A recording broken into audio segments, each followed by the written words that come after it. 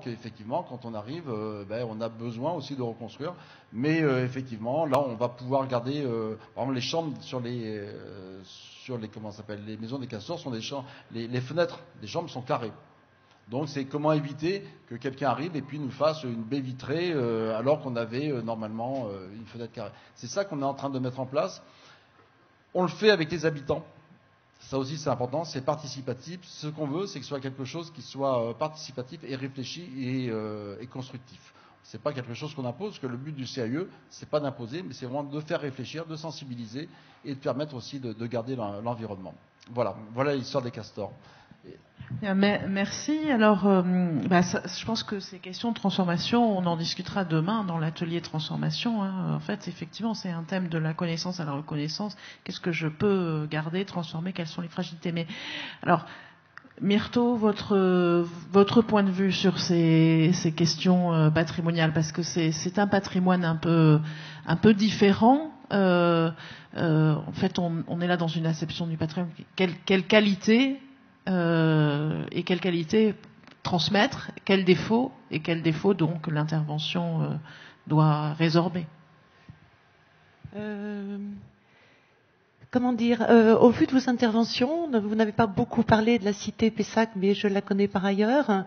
On s'aperçoit que ce qui fait patrimoine, en fait, est toujours lié à une histoire. Il faut qu'on puisse nommer les choses et il faut qu'on puisse à un moment donné les inclure dans un discours collectif pour qu'elles fassent patrimoine. Et il y a par exemple là 2 exemples qui sont intéressants parce qu'ils sont très différents. Nous avons d'un côté Pessac avec Le Corbusier, la cité Frugès qui avait un maître d'ouvrage. Alors ça, j'en parlerai peut-être plus tard, mais assez rapidement, je pense quand même, parce qu'on va bientôt finir. Mais Le Corbusier a proposé là, à Pessac, une nouvelle manière de vivre. Il y avait vraiment un projet à l'époque utopique et qui se révèle très pertinent aujourd'hui, parce qu'aujourd'hui, refaire des petits toits à l'ancienne, ça n'a aucun sens d'intérêt, alors que le toit peut être une surface habitable, en plus un usage extérieur, on peut recueillir les eaux, on peut planter, donc on s'aperçoit toutes les potentialités qu'il y avait. Il y avait aussi une dimension sociale et il y avait aussi une dimension esthétique. Parce que ça, il n'en parle pas beaucoup, parce qu'il dit bien qu'on ne peut pas trop parler d'esthétique, parce que l'architecte, tout de suite, il se fait tacler là-dessus, mais il y a toujours, chez un bon architecte, en arrière-plan et en secret, une dimension esthétique que l'on ressent très très bien également. Alors que dans la cité des castors, on a affaire au modèle le plus rétrograde qui soit de la maison individuelle sur son milieu de petites parcelles. Ce qui fait la beauté de cette cité, c'est pas son architecture, il y a peut-être dans la cité des castors quand même une dimension communautaire qui est importante, parce qu'il y a quand même, il y a une dimension communautaire, mais d'un point de vue du patrimoine, je dirais, construit, il n'a pas vraiment d'intérêt. C'est l'histoire d'une communauté qu'on raconte. Et l'histoire d'une communauté, j'ai tendance à penser qu'elle est très portée par ses membres fondateurs. Et qu'une fois que le jour où les membres fondateurs disparaissent, d'une certaine façon, cette histoire sera probablement moins parlante. Sauf si c'était les héritiers.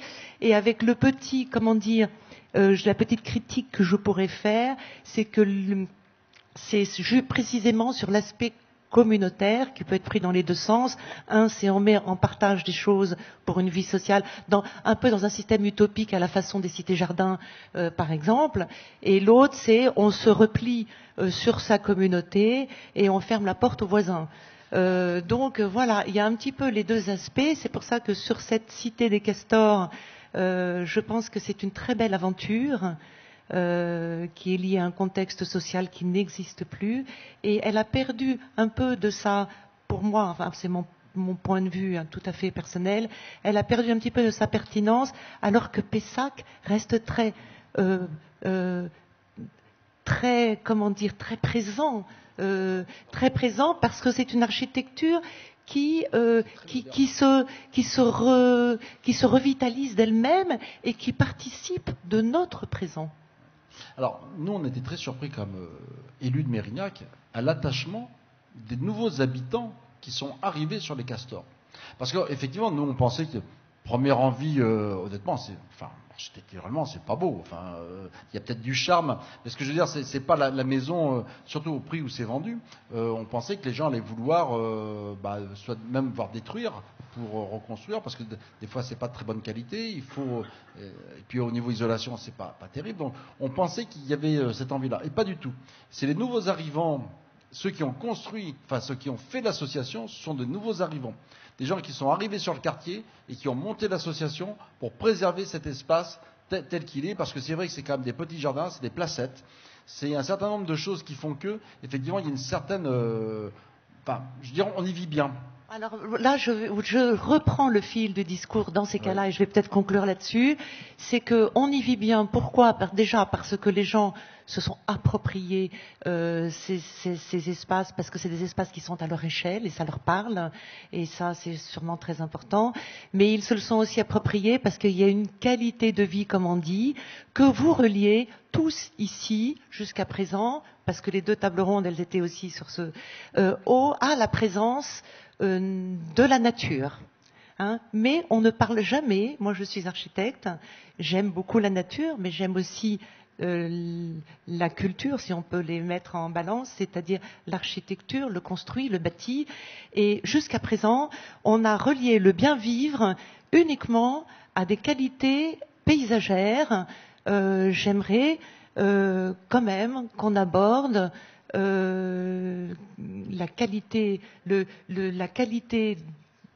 du bâti contemporain qui pourra aujourd'hui, mais ça ce sera peut-être le thème, non pas de la prochaine biennale puisque tu as déjà choisi ton thème, mais celui d'après, comment peut-on construire une ville désirable, dense, durable, ouverte sur l'avenir, avec des vraies valeurs d'une ville, d'une métropole moderne, qui accueille tout ce qu'une ville possède, mais qui sache aussi faire confiance en d'autres modèles que des modèles uniquement basés sur des expériences particulières et passéistes. Il ne faut pas que le paysage cache l'architecture et les questions qu'elle pose. Et il faut surtout qu'on se donne les moyens de construire aujourd'hui correctement nos logements contemporains. Il faut absolument que le politique arrive à une maîtrise du foncier, voire, comme disait François Bertrand tout à l'heure, il existe, parce qu'il a cité ça en passant, mais c'est extrêmement important, il existe aujourd'hui dans des pays, beaucoup de pays, par exemple les pays du Nord, ou la Suisse, ou l'Autriche, des pays où le foncier est dissocié du bâti. Ce qui fait que le foncier reste propriété des foncières ou des pouvoirs publics ou des coopératives parfois, reste propriété, et donc du coup ça permet quoi? Ça permet de mettre l'argent, parce que les gens qui louent ou qui achètent ne peuvent pas louer des choses qui coûteraient trop cher, ça permet de mettre l'argent au bon endroit, c'est-à-dire à offrir une qualité de vie supérieure à ce qu'on offre aujourd'hui, pour un prix abordable par tous. Et puis il y a aussi, il faut l'aborder, j'en profite d'avoir un peu la possibilité de le faire, puisqu'on a des élus ici devant nous, le problème de la réglementation qui pénalise énormément la qualité du logement contemporain. Par exemple, je parle en particulier de la réglementation handicapée, qui est faite de telle façon qu'elle s'applique à tous les logements, alors qu'en réalité, quand on parle par exemple du social locatif, il suffirait d'avoir une part de logements équipés et que les populations tournent au fur et à mesure de leurs besoins. Eh bien, au lieu de ça, on pénalise et on fait des appartements aujourd'hui où le séjour est la résultante de toutes les contraintes, et on se retrouve avec des espaces de vie qui ne font que désirer une chose, c'est de retourner dans sa maison avec son petit jardin. Merci, merci pour ces échanges. Désolée de ces propos un peu techniques, mais importants néanmoins. Bon, merci à nos 3 intervenants que j'invite à retrouver leur siège, et j'appelle sur le ring nos invités pour la table ronde le 20e siècle patrimoine de tous les possibles, En grand témoin, un architecte bordelais, Olivier Brochet, qui s'installe où il se sentira le plus à l'aise. Anne-Marie Casalet, bonjour, maire adjoint du Grand Parc, et Pierre Ferré, architecte et membre du comité local UNESCO bordelais. Alors, est-ce que vous avez suffisamment de micros? Vous n'en avez pas? Tiens, en voilà un, Olivier. Et voilà. Alors, merci à vous. Ils sont bien les sièges, hein. Voilà. Alors, du coup, c'est notre dernière table ronde de l'après-midi sur un autre des grands sujets patrimoniaux de la métropole, le patrimoine 20e. Alors, le patrimoine 20e, Olivier, vous allez nous expliquer un peu de quoi on parle et quels en sont les enjeux. Puis ensuite, on discutera avec nos deux autres invités à partir d'une expérience réussie, en fait, qui fait un peu écho à ce qu'on a discuté dans la table ronde précédente, là, sur rendre le logement collectif désirable. Alors, je te laisse la parole, Olivier. Merci. Bien. Merci. J'avais envie de parler à l'occasion de ce patrimoine du XXe siècle, de patrimoine et créativité, patrimoine et projet, toujours en mouvement, c'est-à-dire dans une logique dynamique du patrimoine, puisque sortant du XIXe siècle qui avait inventé le monument historique, le XXe, pendant longtemps, est resté un patrimoine critiqué, dont la modernité n'était pas tout à fait passée dans l'idée que sa conservation s'imposait. Voilà. Donc on faisait souvent du mal à ce patrimoine, et dans les dernières années, évidemment, tout ça s'est inversé, et ce patrimoine du XXe siècle devient enviable par ce qu'il permet, par les possibles qu'il ouvre, contrairement aux monuments historiques tellement protégés. Voilà. Alors, deux catégories dans ce patrimoine du XXe siècle, dont on va voir comme le XXe siècle a été secoué quand même, que le patrimoine n'est pas toujours positif. Par exemple, la base sous-marine, qui fait tant d'envie aujourd'hui chez les architectes, c'est un patrimoine négatif, en creux dans l'histoire, puisque c'est un patrimoine violent. Alors, d'un côté l'édifice, le monument, et de l'autre côté les grands ensembles. Parce que, bien entendu, on parlera du Grand Parc, mais les grands ensembles rassemblent l'énergie de ce patrimoine du XXe siècle. Tout s'inscrit dans l'histoire, dans le temps. Les quais, par exemple, dont aujourd'hui on salue le nettoyage des bâtiments par Courajou, qui en a fait un jardin. Mais ces quais, dans les années 20 et 30, ont été déjà l'objet de débats historiques à Bordeaux. Quand on y a installé les hangars où nous sommes, tout de suite, par effet de centralité, il fallait que celui qui était au centre, devant la place de la Bourse, soit différent. Donc le XXe siècle, qui installait ici les usines à nourrir les bateaux, les quais de déchargement, etc., faisait qu'à proximité du centre, eh bien, c'était pas la même chose. Et il y avait un débat, il fallait décorer le hangar de balustres classiques, etc. On était dans le patrimoine noble, voilà. Et alors qu'ici, là où nous sommes, on était déjà dans la périphérie bordelaise. Et il y a quelques années, pour se projeter dans l'architecture contemporaine, on a permis ici, juste derrière nous, de faire l'hôtel Sico par nos confrères King Kong. Je tiens pour pari que cet édifice du XXIe siècle, si on avait voulu le faire à côté de la place de la Bourse, il aurait été interdit. Donc l'histoire de la centralité du patrimoine, ce qui vaut à côté de la place de la Bourse, ne vaut pas quand on est ici au loin. En tous les cas, quand on était au loin. Maintenant, on est dans le centre-ville.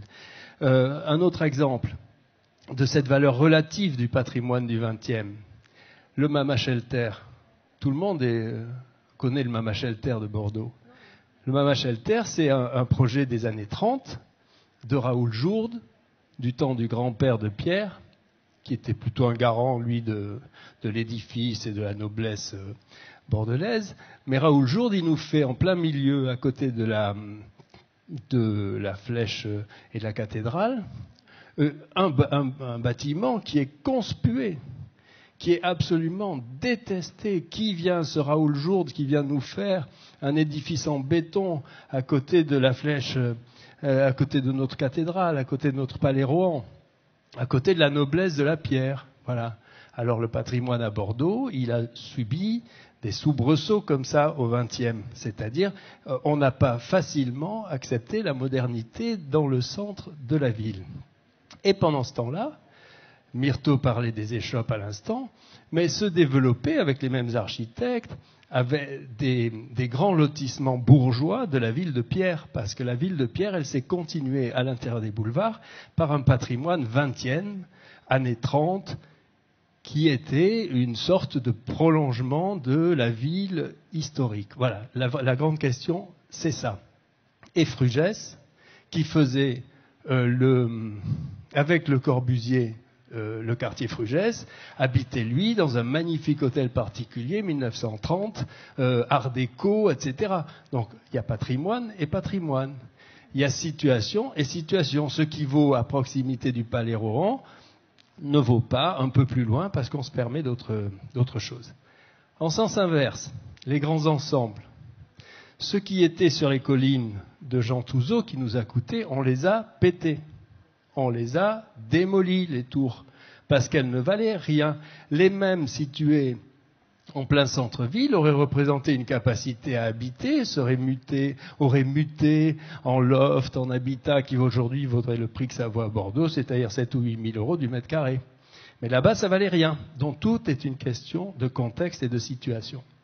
À Bordeaux, dans le centre-ville, donc la métropole a beaucoup d'exemples comme ça de grands ensembles, et notamment le Grand Parc.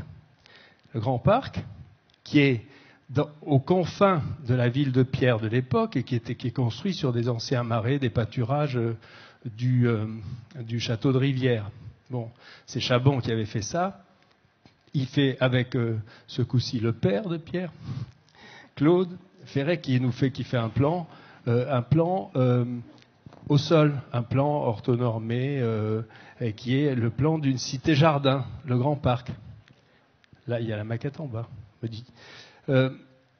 C'est un patrimoine qui, aujourd'hui, est enviable à nouveau. Les projets de l'Acaton-Bassal pour réhabiliter les bars, auxquels mon père avait participé également. Tout ça, c'est un patrimoine qui est, par sa situation tout près du centre-ville, enviable. C'est un jardin, au fond.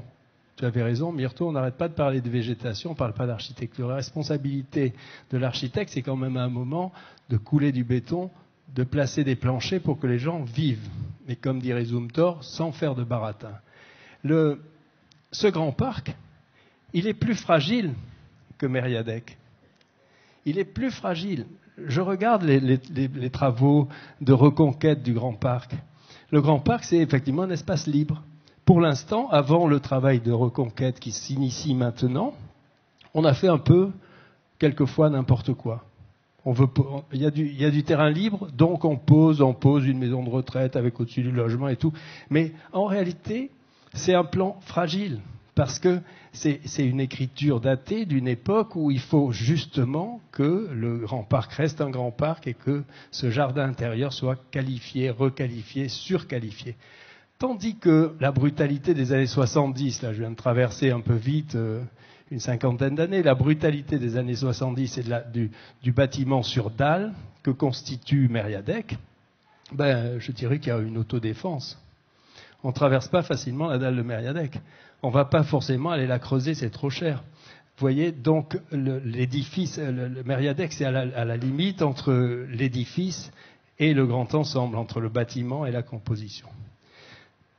Donc tout ce qui pourra muter n'est pas forcément aimable au début. Vous voyez, je cite des exemples qui ont toujours... Mériadec a fait beaucoup, a été très décrié. Je pars du précepte, moi, que peut-être Mériadec, c'est la chance de Bordeaux.